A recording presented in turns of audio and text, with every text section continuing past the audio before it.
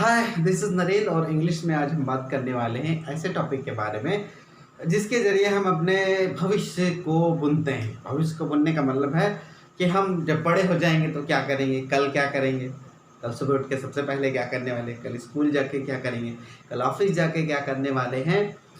मैं कल घर में पेड़ लगाऊँगा, पौधों को पानी दूँगा, सुबह उठ जाऊँगा और स्कूल जाऊँगा, वहाँ पढ़ाऊँगा। ऐसे ही आप भी कुछ कर सकते हैं। सुबह टहलने जाऊँगा, सुबह हमेशा जल्दी उठूँगा, अब कल से जिम जाऊँगा। तो ऐसी ढेर सारी चीज़ें जो आप सोचते हैं भविष्य में करेंगे। तो भविष्य को लेकर जितनी हम प्लानिंग करते हैं, फ्यूचर की जब भी बात होगी, ठीक है, तो हम बात करते हैं कि फ्यूचर इंडेफिनिट की। और फ्यूचर इंडेफिनिट के बारे में और भी ढेर सारी पहचान है, ठीक है। देखिए, हेल्पिंग वर्ड यूज होती है विल और शैल यूज होती है। देखिए, बहुत आसान चीज़ है। आई के साथ यानी मैं और हम के साथ क्या लगता है, यानी फर्स्ट पर्सन के साथ लगता है क्या, शैल, ठीक है।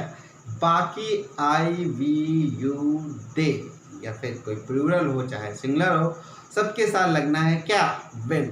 तो कोई कंफ्यूजन नहीं है, आई और बी के साथ क्या लगना है, शैल, बस इतना याद रखना है। और वर्ब की फर्स्ट फॉर्म लगेगी, हमेशा लगेगी, ठीक है।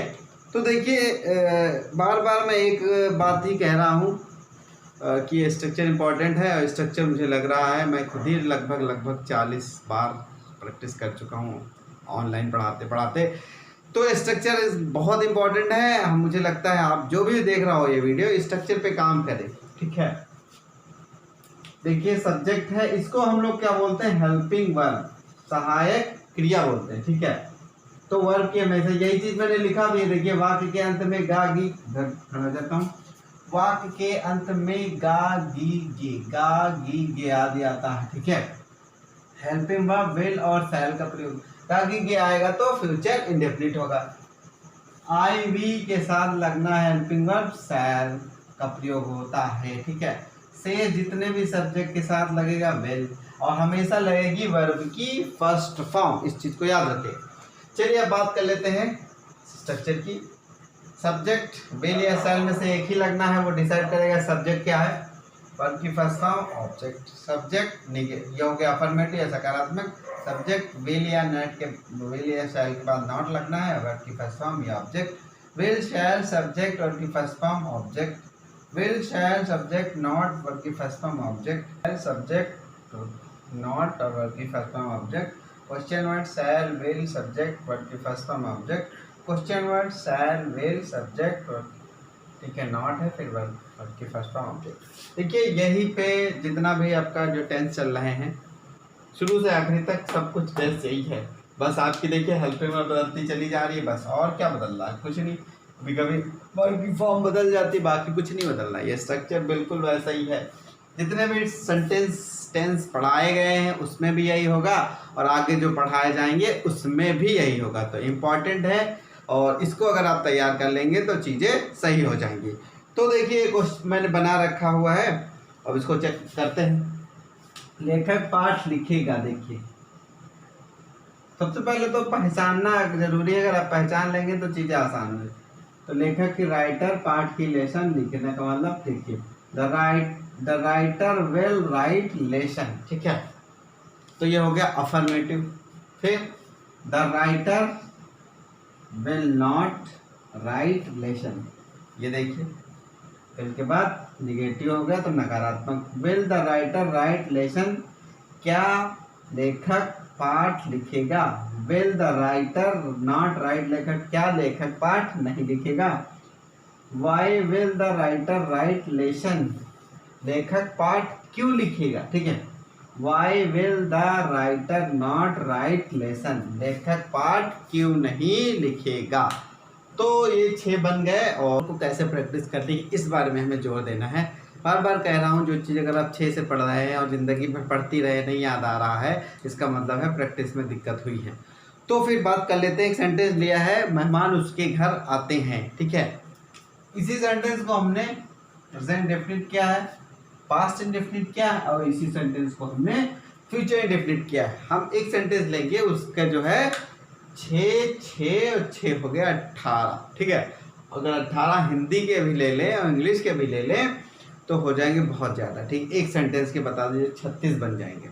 अगर मान लीजिए आपको हिंदी नहीं लिखनी है तो कोई बात नहीं, लेकिन इंग्लिश की प्रैक्टिस करिए ज़रूर। तो चलिए, लिया है द गेस्ट, उसके घर मेहमान आते हैं। तो सब्जेक्ट है, वर्ब की फर्स्ट फॉर्म में एस या एस लगता है क्योंकि ये सिंगुलर है। ठीक है, हिज वर्क, हिज हाउस, चाहे तो कम्स टू हिज हाउस कर सकते हैं, चाहे हिज हाउस कर सकते हैं, गलत नहीं है। टू लगाने से अच्छा साउंड होता है, तो टू लगा सकते हैं। ठीक है, the guest does not come his house. ठीक है, ये हो गया negative. Does the guest come his house, क्या उसके घर आते हैं? Does the guest not come his house, क्या मेहमान उसके घर नहीं आते हैं? Why does the guest come his house, उसके मेहमान उसके घर क्यों आते हैं? ठीक है, why does the guest not come his house. ठीक है, मेहमान उसके घर क्यों नहीं आते, ये हो गया। मेहमान उसके घर आए। ठीक है, द गेस्ट कम, आया कर दीजिए, ठीक रहेगा, आया, मेहमान उसके घर आया। ठीक है, आए करेंगे तो फिर बहुत प्लूरल हो जाएगा, गेस्ट हो जाएगा। ठीक है, यहाँ भी मेहमान उसके घर आता है, सिंगुलर ही ले रहे हैं हम लोग। ठीक है, the guest came his house. ठीक है, देखिए यहाँ वर्ब की फर्स्ट वो वर्ब की सेकंड फॉर्म लगाई गई है, जबकि पास्ट इंडेफिनिट जो हम लोग पढ़ के बताया था वर्ब की सेकंड फॉर्म लगती है। ठीक है, अफर्मेटिव, द गेस्ट डिड लगता है हेल्पिंग वर्ब, नेगेटिव में नॉट कम हिज हाउस। ठीक है, तो मेहमान उसके घर नहीं आया। Did the guest come his house, मेहमान उसके घर आया। Did the guest not come his house, क्या मेहमान उसके घर नहीं आया? Why did the guest come his house, मेहमान उसके घर क्यों आया? Why did the guest not come his house, मेहमान उसके घर क्यों नहीं आया? मेहमान उसके घर आएगा। ठीक है, द गेस्ट विल, देखिए विल आ गया, come his house, the guest will not come his house, मेहमान उसके घर नहीं आएगा। Will the guest come his house, क्या उसके घर मेहमान, क्या मेहमान उसके घर आएगा? Will the guest not come his house, क्या मेहमान उसके घर नहीं आएगा? Why will the guest, guest भाई, कम हिज हाउस, मेहमान उसके घर क्यों आएगा? ठीक है, why will the guest not come, मेहमान उसके घर क्यों नहीं आएगा? ठीक है, तो कुछ होमवर्क के लिए भी रखा है। हम सुबह जल्दी उठते हैं तो we get up early in the morning. ठीक है, तुम फिल्म देखते हो, यू वॉच मूवी। रवि कपड़े धोता है, रवि वॉशेस क्लोथ्स। ठीक है, तो ये हो गए। इसके अगर आप होमवर्क करना है तो इसके ऐसे 18 बना सकते हैं। मान लीजिए अगर सेंटेंस होता है उसके घर मेहमान आएगा, ठीक है, तो उसके घर मेहमान आएगा तब भी बनना ऐसे ही है, the guest will come his house. ऐसा नहीं है कि कल अगर मैं ये ऐसे लिख देता, उसके घर मेहमान, इतना गंदा कौन सा भाई, उसके घर मेहमान आएगा।